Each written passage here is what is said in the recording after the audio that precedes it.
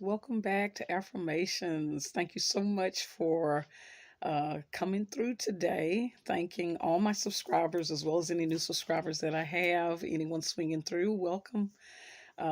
This is Affirmations. We tackle the topic of healing slave trauma and normally we use therapy decks to do that, but we're starting to look at spirituality a little bit more.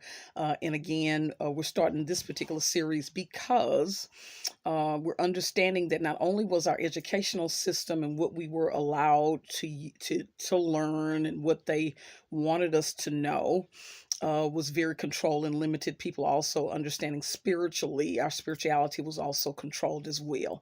And so now a lot of us are at a point to where we are starting to rethink that and understand our spiritual rights to be able to, again, we always refer to the scripture to knock and the door shall be open and seek and you shall find, being able to search, right? And that's a spiritual right that we all have. And we're just now learning that. And again, I always preference this with everyone has not been given the spirit or the assignment to seek. Because for some people that may be overwhelming, okay? And one of the things we always want to take away from our ancestors in slavery is one of the things they say, oh, our ancestors died for, and I'm going to say they died for our right to not have to follow the group, right? So just because someone is doing a thing doesn't mean you have to. You must go based on what your limits are and what you're comfortable with, okay? So we'll make sure we're honoring ourselves, okay? Um, let's see what else. Also, in the description box, check it out. It also has information in there about any books that I'm recommending, any therapy decks that we've used. Even this deck I will have in there. Okay. Also, too, information about how to find a counselor. If you have insurance, if you don't have insurance, how to book your yearly mental health checkup with me. And if you want to work with me, email me, and that information is in the description box. Okay. Also, information there about self-harm. Important. Please pass that on if you know anyone's dealing with that issue. Okay. And we'll say with that, we will go ahead. I'm going to like Palo Santo. That's another thing we're learning. A lot of times in spiritual work, a lot of times um, in temples, if you look at biblically in the temple, they used incense and things of this nature. We have a spiritual right to use those things as well. And in my view, counseling, whenever someone's dealing with the topic of healing, even in counseling, it is spiritual in nature, right? So I love to incorporate these things, okay? Let's see, giving you all some Palo Santo. All right. Let's see. Wishing everyone mental, spiritual, emotional, and physical health. Let me not forget to do that. Okay. And just hoping everyone had a good week. If not, as we say, what is one thing you can do to kind of help things go better? Okay. So anyway, I'll just show you the deck and I'm putting it at an angle so you can read it. Okay. But I will put it in the description box. Okay. And so we've been working from this. Again, what we've learned is that there are all kind of laws, right? Chemistry laws, physical laws, laws of nature, all kind of laws. And we're just learning that we're allowed to search out. And again, some of these things we may read in these cards, we may agree with, we may not, okay? And that's also the beauty that we can kind of pick and choose. They also use words like universe. The universe has decided a thing, right? But again, you put in what fits you and what your spiritual beliefs are. I always say the Most High, okay? So today we got something called the law of action. It says, get out of your comfort zone and take bold action today. Get out of your comfort zone. Let's see, I'm blocking that. Get out of your comfort zone and take bold action today. Boy, we have a comfort zone, don't we? Let's see what this is talking about. And they don't have these numbers, so I have to kind of find it. The law of action. Let's see if I can find it. Is it on the first page? Yeah. Comfort zones. And that's almost like our habits.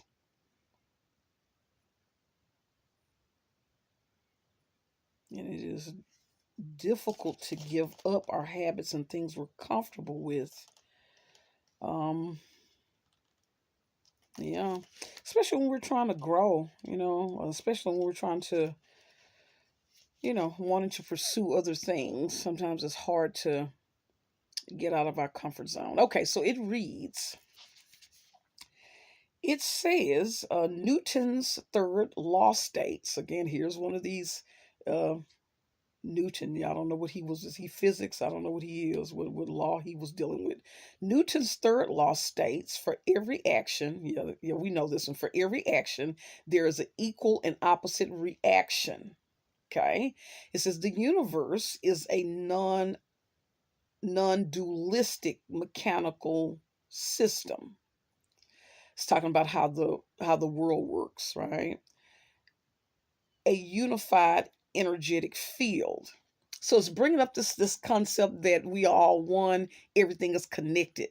And that's another thing that's interesting when you look at oppression and things. I'm always taking things from the standpoint of slavery and things we've dealt with, but even what we're looking at now in politically, right? One group is affected, but sometimes people can think, well, that's not going to affect me. And then we're looking at it today. Now it's affecting other groups, right?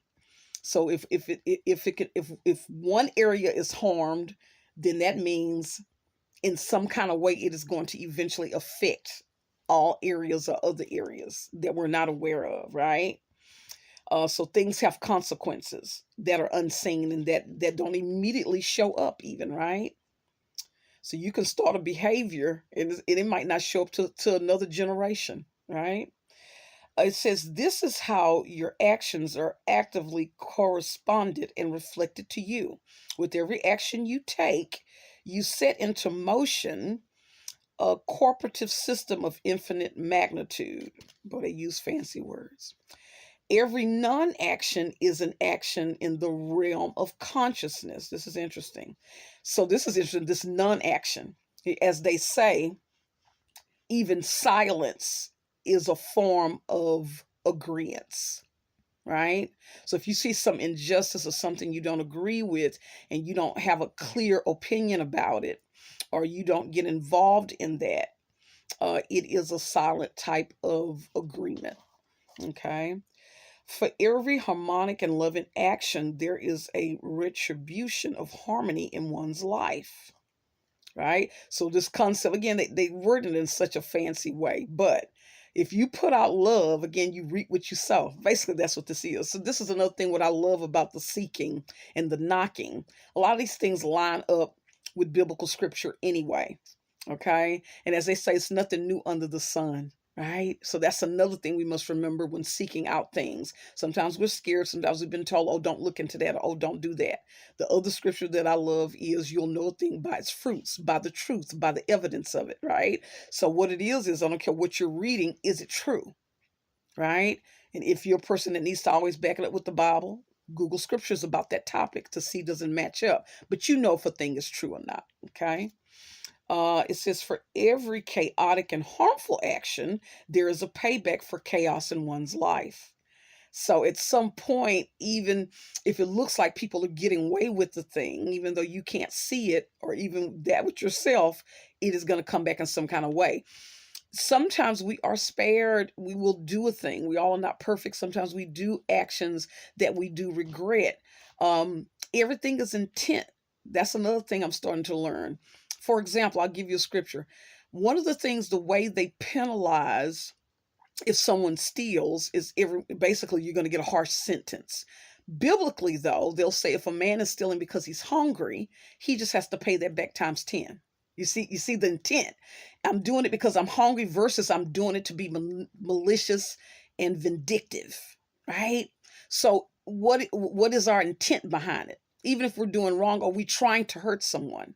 That is what it's looking like, right? Sometimes we will accidentally lead people astray. Was my intent to lead them astray? You have people out there that literally sit up there and say, I'm going to seduce and manipulate. Is that you? That is what master would do to us. Sometimes they play little mind games with us, right? Trick us into doing a thing. Oh, I bet you can't do that. Yeah. Knowing that could cause us harm, or trying to introduce us to a thing to turn us out, right? So we have to look at that. Let's see. And so it says, you are being called to take inspired action. It says the universe, I'm saying the Most High desires for you to release the experience of paralysis through analysis.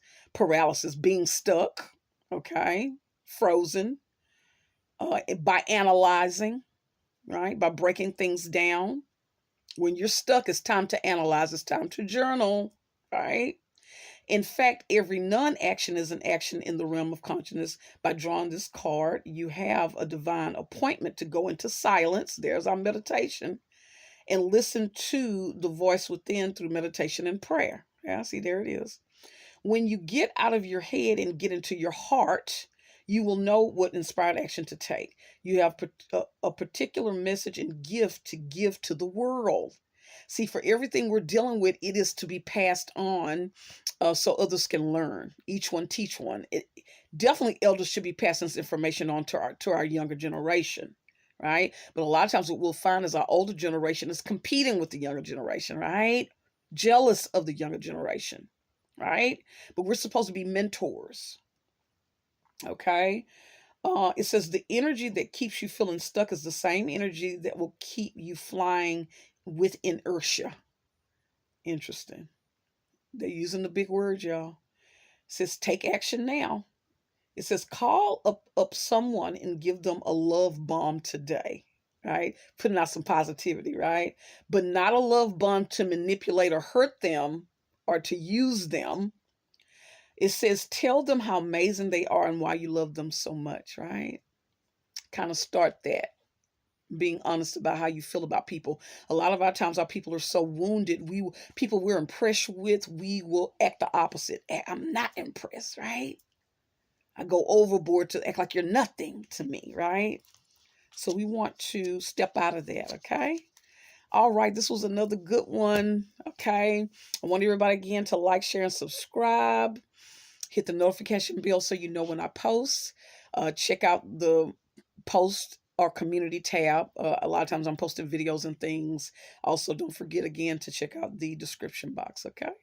And I always end with the statement. Everyone has a right to heal from trauma, even a race nation. And until next time.